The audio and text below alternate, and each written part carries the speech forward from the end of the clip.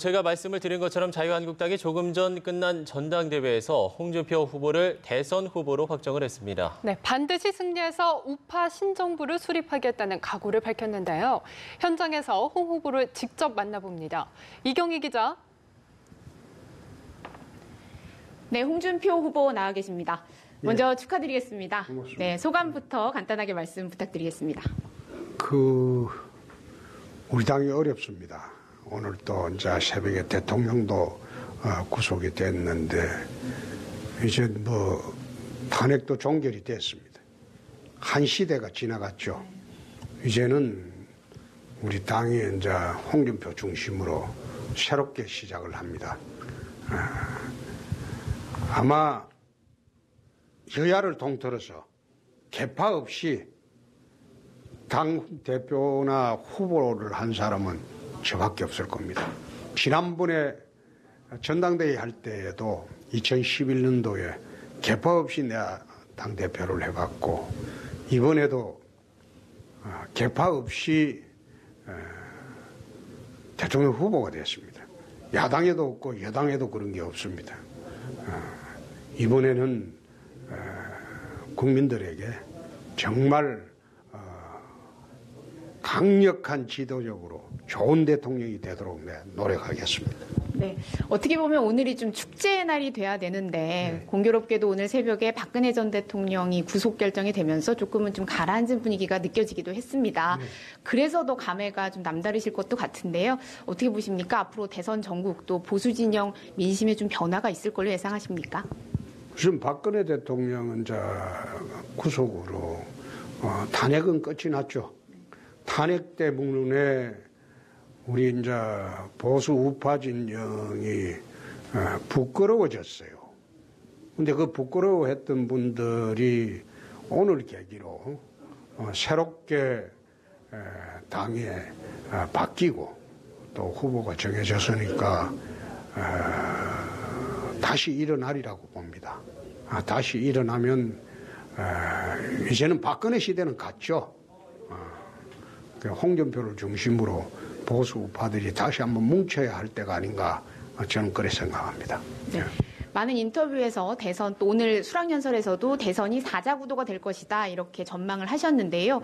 그 얘기는 바른정당 유승민 후보와의 단일화를 좀 전제로 한 것으로 해석이 되고 있는데 요즘에 유 후보를 향한 발언들을 보면 조금 날이 서 있다 이런 느낌도 들거든요. 앞으로 바른정당과의 단일화 전망 어떻게 예상하십니까?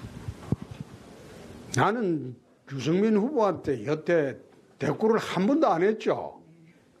계속 말을 걸고 그래도 실제로 주적은 문재인 후보죠. 그건 문 후보를 상대로 해야 되는데 자꾸 나를 상대로 걸고 그러니까 내 한마디 대꾸해 준 것밖에 없는데 그걸 뭘 이야기하는지 그것도 나 이해하기 어려워요. 도발을 안 했으면 대꾸를 안 하지.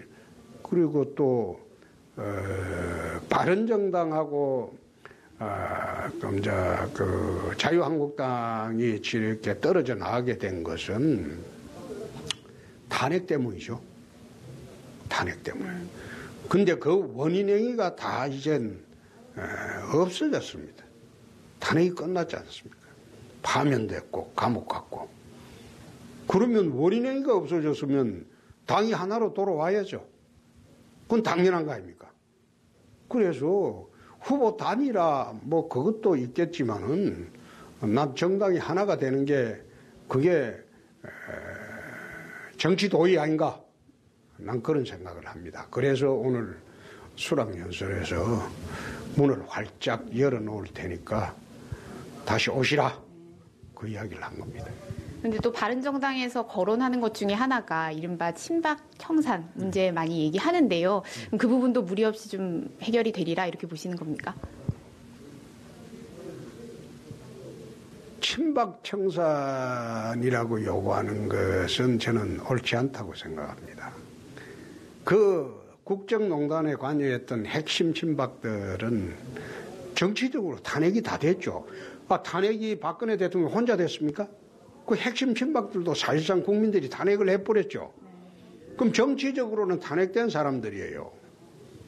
근데 그걸 다시 당에서 쫓아내라. 그건 좀 무리한 요구지. 그건 다른 당교에도 없어요. 박근혜 대통령께서도 기소되면 당원권 정지를 해야 됩니다. 일반 당원이니까. 그건 당헌 당규에 따라서 해야지. 어떻게 국민이 선출한 국회의원을 나가기 싫다는데, 응?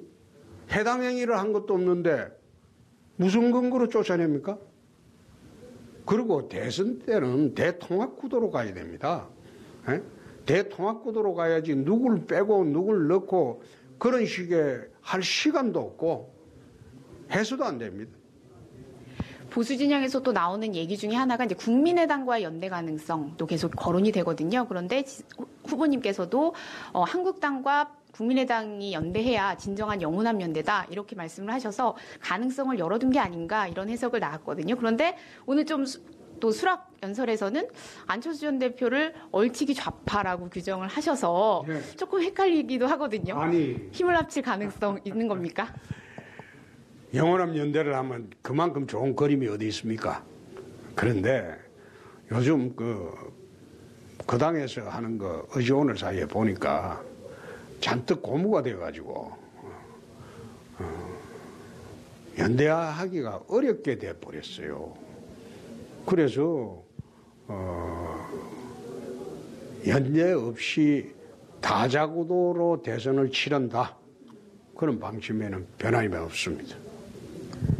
그러면 그 독자 노선으로 가시든 또는 연대 논의를 하든 어찌됐든 이 지지율이 상당한 관건이 될 텐데요. 지금 보면 최근 지지율들을 보면 조금 정체기에 접어든 그렇죠. 게 아닌가 이런 모습들이 보이거든요. 보관이 있으십니까?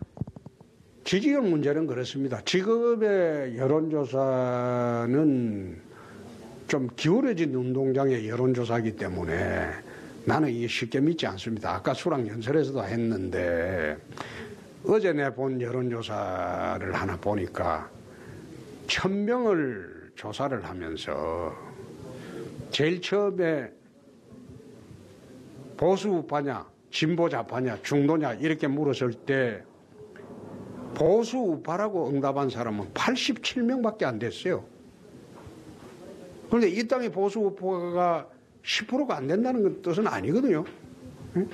그러면 그 사람들이 여론조사에 응하지 않는다는 거예요. 1000명을 조사하는데 보수 우파 지지자가 87명이라면 그 여론조사가 제대로 된 여론조사야 이게. 샘플링에 문제가 있지. 예컨대 내가 지난번에 2004년도 국회의원 나갈 때 그때 노무현 대통령 탄핵시야. 그때 선거운동 이틀 전 여론조사가 내가 16%였어요. 열린우리당 후보가 48%였어요. 근데 16일 후에 내가 이겼어. 네. 말하자면 여론조사 샘플링이 정확하지 않다는 거예요. 그리고 우파들이 부끄러워하고 창피하다는 거예요.